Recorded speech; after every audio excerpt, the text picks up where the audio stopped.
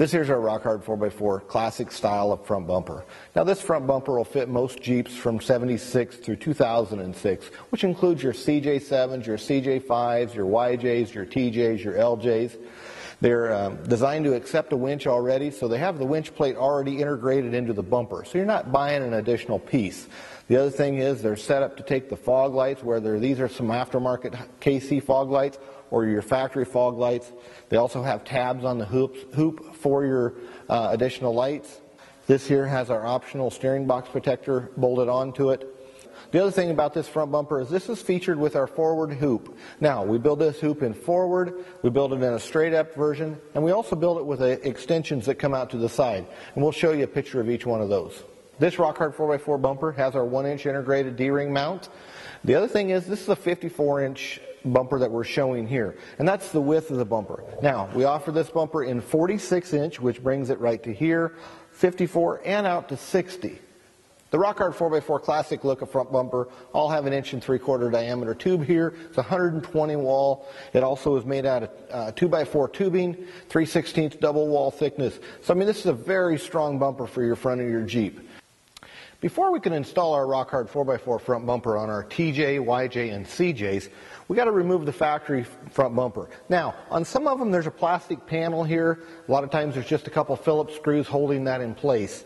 On this one here, we're going to use a Torx T55, and we're going to remove the factory bolts that hold it onto the frame. There'll be 2 on the top and 1 on the bottom on each side. We're going to go ahead and do that now.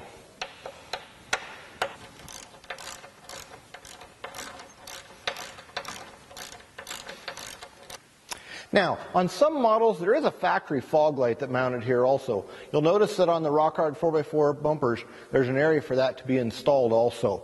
Now that we've went ahead and removed it, the bolts that hold it onto the frame, we're going to go ahead and remove it off.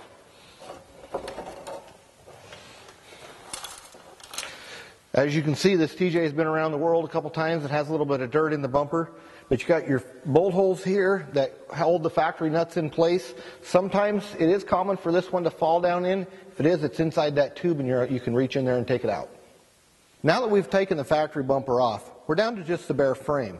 Now, the nice thing about the rock hard 4x4 front bumper is it's designed that you can put the winch in afterwards, so you're not lifting both at the same time. We're going to go ahead and lift this bumper, set it on the end of the frame. Now, all of the rock hard 4x4 TJ, YJ, CJ bumpers and LJ all mount the same. Now, we're going to go ahead and put the bolts in place and go ahead and screw those back in place. Now, there's 2 on the top and 1 on the bottom on each side on a TJ and an LJ. On a YJ, you're going to be utilizing the other bolts here, and on a CJ, you'll be using these here. And they're also designed with 1 on the bottom on each side.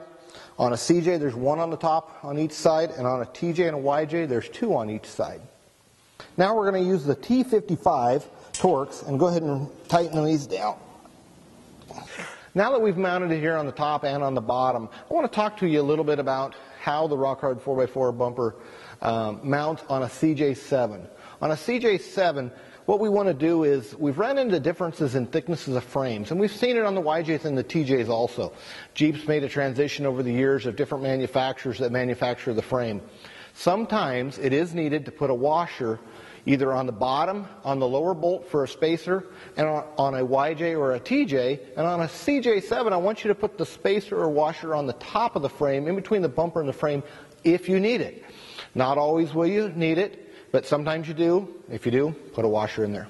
Some people ask if our bumper gets in the way of their sway bar, and as you can see, our bumper comes right up to it.